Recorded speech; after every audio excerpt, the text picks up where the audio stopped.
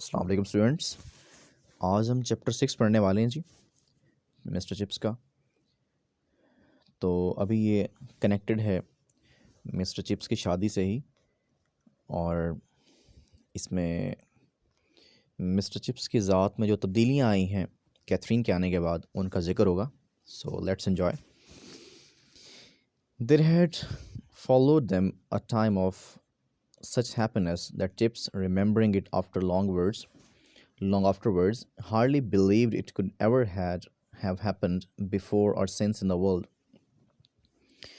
वो कहते जी, there had followed then a time of such happiness that Chips, remembering it long afterwards, hardly believed it could ever have happened before or since in the world.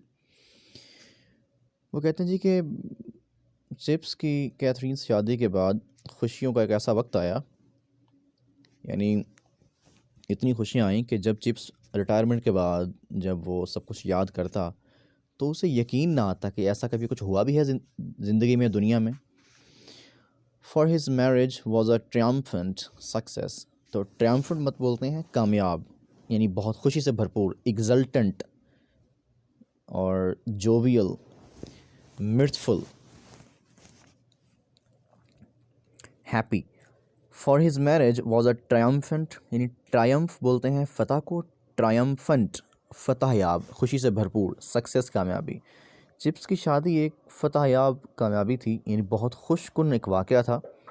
Catherine conquered Brookfield as she had conquered Chips. तो जिस तरह Catherine ने chips को फ़तह कर लिया था, ऐसे ही कैथरीन जब स्कूल में आई ना, ब्रुकफील्ड स्कूल में, तो उसने स्कूल के तमाम टीचर्स और स्टूडेंट्स सबको मतलब खुश कर दिया, उन्हें अपना गर्विदा बना लिया, उन्हें फ़तह कर लिया। She was immensely popular with boys and masters alike. तो वो उस्तादों में और स्कूल के स्टूडेंट्स में सब में बराबर मशहूर थी, मकबूल थी।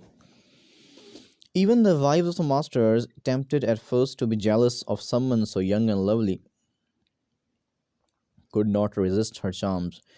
हत्ता कि जो बाकी असातिज़ा कराम थे, मेल टीचर्स, उनकी जो बीवियां थीं, वाइव्स थीं, शुरू में वो तमाम औरतें इस कैथरीन, जो कि बड़ी यंग भी थी और लवली, बहुत खूबसूरत प्यारी थी, उससे ख़ासी जेलस हुई, लेकिन could not long resist her charms. लेकिन बाद में उसकी जो खूबसूरती है ना, उसकी ताब ना ला सकें और फिर उसकी दीवानी हो गई। But most remarkable of all was a change she made in chips.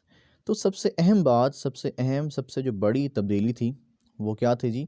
वो चिप्स की तब्दीली थी, यानी चिप्स खुद चेंज हो गया, जो कि बड़ा खुश मिजाज आदमी था, जो कि बड़ा सख्त मिजाज आदमी था, और साथ में जो है न्यूट्रल बंदा था, उसमें तब्दीलियाँ आ गई बहुत। Till his marriage he had been a dry and rather neutral sort of person. अपनी शादी से पहले तक वो एक बड़ा खुश्क मिजाज था और न्यूट्रल आदमी था। न्यूट्रल बोलते हैं इनडिफरेंट, बेनियाज आदमी, जिससे किसी कोई गर्ज नहीं होती, जो बस अपना एक दुनिया बसा के रहता है। तो शादी से पहले तक वो एक dry and rather neutral sort of person, एक यानी अलग थलग किस्म का बंदा था। Liked and thought well of by Brookfield in general. तो जिसे आम तौर पर ब्रुकफील्ड के लोग पसंद भी करते थे, उसके बारे में अच्छा सोचते थे। यानी चिप्स एक ऐसा आदमी था जिसे ब्रुकफील्ड के लोग लाइक्ड एंड थॉट वेल, उसके बारे में उसे पसंद भी करते, उसे उसके बारे में अच्छा भी सोचते थे। But not of the stuff, लेकिन उसमें ना, not of the stuff, chips में कोई ऐसा स्टफ़ नहीं था, चिप्स में कोई ऐसी क्वालिटीज़ नहीं थी, चिप्स में कोई ऐसा कैरेक्टर नहीं था, कोई ऐसी खूबी नहीं थी that makes for great popularity or just that stirs great affection। यानी कोई उसमें ऐसा स्टफ़ नहीं था that makes for great popularity, जो उसको बहुत मशहूर कर देता, मकबूल कर देता बच्चों में, और या वो ऐसी कोई बात that stirs great affection, या जो बहुत ज़्यादा मोहब्बत उभारती। स्टिर बोलते हैं एक्साइट, अर्ज, मोटिवेट, स्टिमुलेट। यानी चिप साहब में कोई ऐसा स्टफ़ मीन कैरेक्टर या क्वालिटी, कैपेबिलिटी। चिप साहब में ऐसी खूबी कोई नहीं थी जो उसको बहुत मशहूर कर देती, या फिर वो लोगों के दिलों में बहुत मोहब्बत उभारती। हाँ, वो इतना मतलब अच्छा आदमी था, इतना नॉर्मल आदमी था, यानी उसका मिजाज ऐसा था कि वो एक ड्राई किस्म का आदमी था, खुश्क मिजाज था। और उसकी सर्विस खासी हो गई थी, मेहनती बहुत था वो। लेकिन वो इतना मिजाज ऐसा था उसका कि लोग उससे उसे पसंद करते थे और उसके बारे में अच्छा सोचते थे, लेकिन उसमें वो खूबियाँ नहीं थीं जो उसे बहुत मशहूर करवाती और आवाम के दिलों में उसकी मोहब्बत उभारती।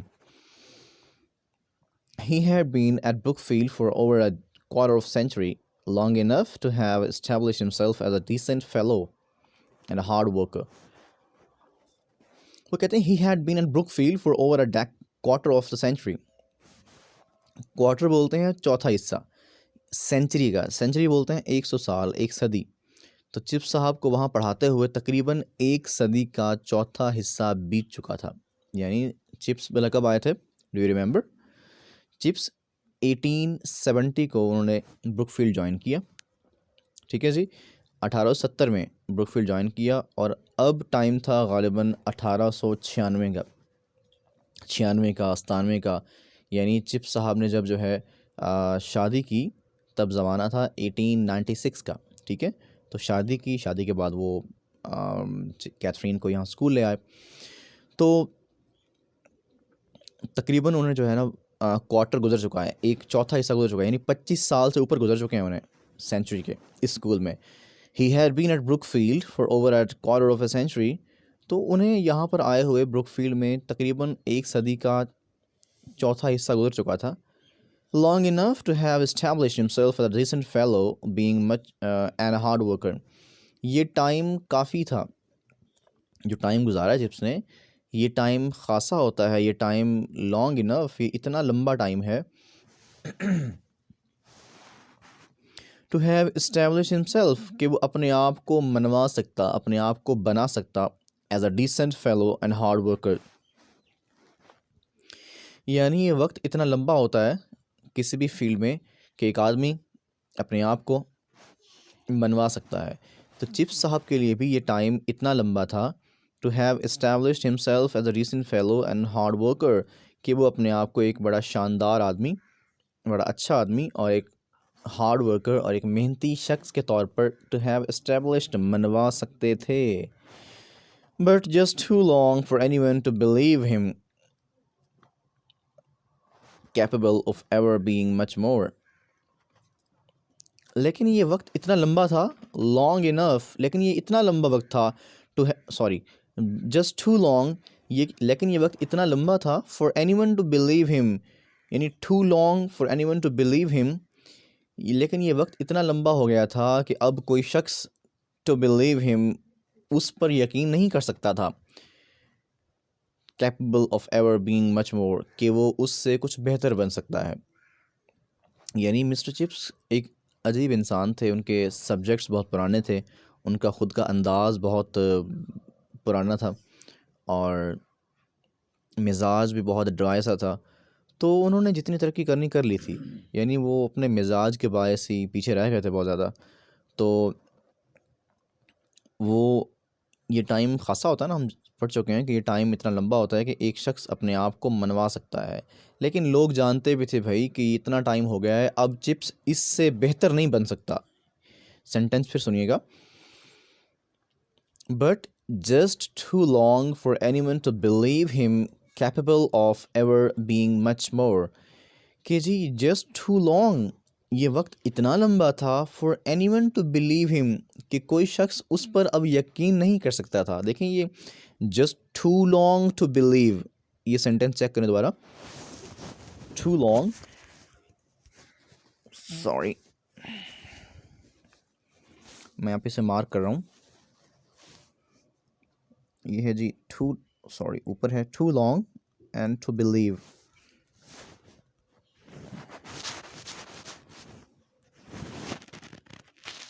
जी तो ये TOO यानी टू के बाद एडजेक्टिव और जो उसके बाद जब टू के बाद फर्स्ट फॉर्म आएगी तो वो हमें नेगेटिव सेंस देगा। यानी टू लॉन्ग इतना लंबा था, टू बिलीव कि कोई यकीन नहीं कर सकता था, यहाँ पे नॉट नहीं आएगा।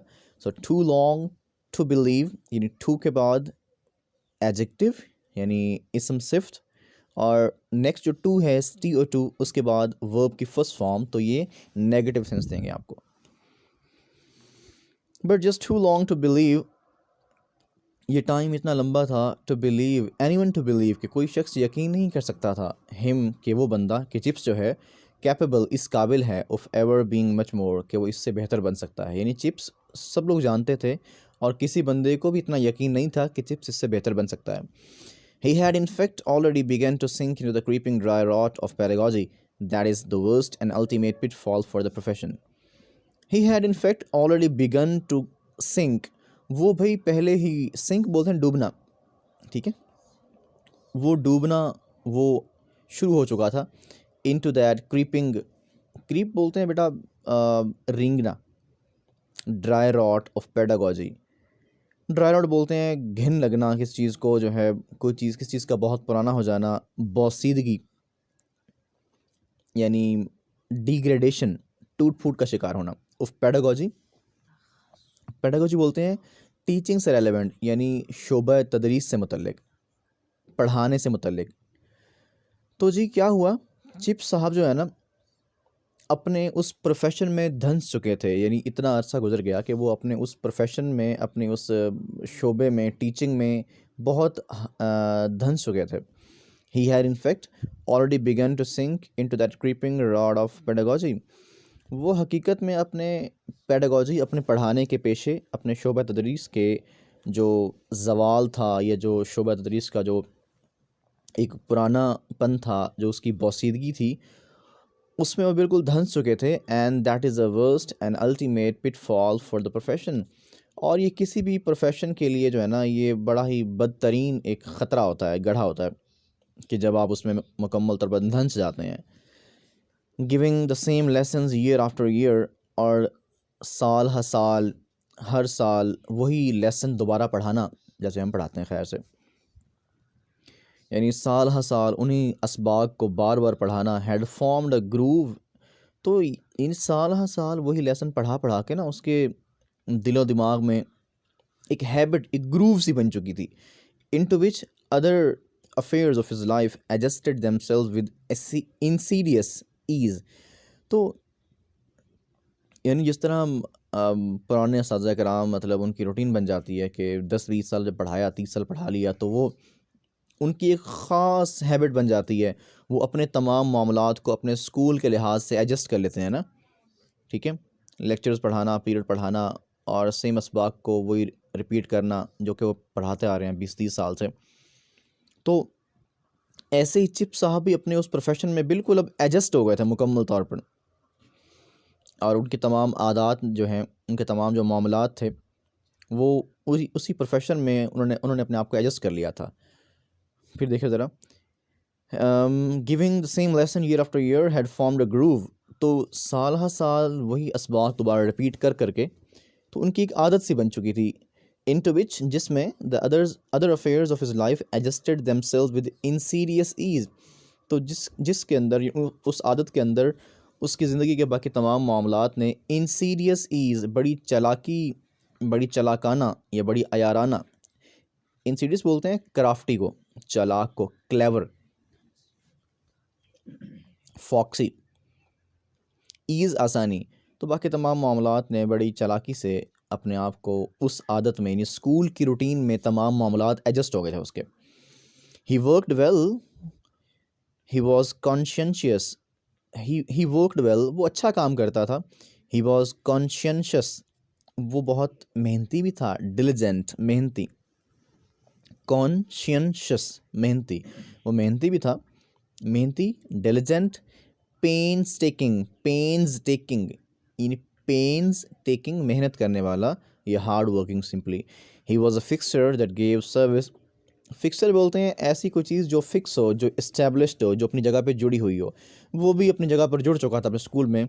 दैट गेव सर्विस, जो खिदमत करता, सेटिस्फेक्शन, तसल्ली देता, मुतमईन करता, कॉन्फिडेंस, एतमाद देता, एक एवरीथिंग, सब कुछ मुहैया करता, एक्सेप्ट इंस्पिरेशन, सिवाय तहरीक के। क्योंकि चिप साहब ख़ुद को इतने मोटिवेटेड नहीं थे ना, ठीक है, तो औरों को क्या मोटिवेट करते। सो वो खिदमत भी करते, वो पढ़ाते भी, मेहनत भी करते, बच्चों को एतमाद भी देते, लेकिन इंस्पायर कभी ना कर सकते। आज के लिए इतना काफ़ी है, बिकॉज़ जब वीडियो लंबी हो जाएगी तो फिर आपको ये पेज नज़र ही नहीं आएगा, ठीक है। तो ये हमारा लेसन आज तक यहाँ तक हुआ। इसके कुछ क्वेश्चंस हम देख लेते हैं ताकि आप मसरूफ़ रहें और करते रहें इन्हें।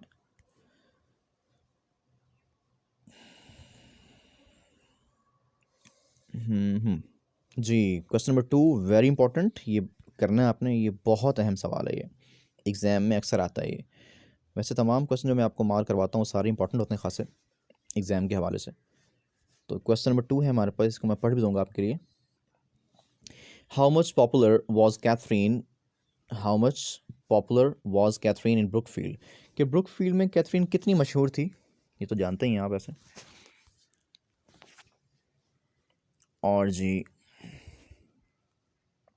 Question number 4 very very important. How did Catherine impress Brookfield, Catherine ने ब्रुकफील्ड वालों को कैसे इम्प्रेस किया। और उससे भी अहम सवाल जो हम मार्क करने वाले क्वेश्चन नंबर 5 है। Question 5, what kind of fellow was mister chips before marriage, शादी से पहले चिप्स कैसा बंदा था भाई, तो ये आपको मालूम है। और जी इसके अलावा हाँ जी चलें, ये क्वेश्चन काफ़ी हैं बिकॉज हमने आगे नहीं पढ़ा इसके अलावा। सो आज के लिए इतना काफ़ी हुआ, कल मिलते हैं इंशाल्लाह with new lecture with new passage. Okay जी, अल्लाह हाफिज़।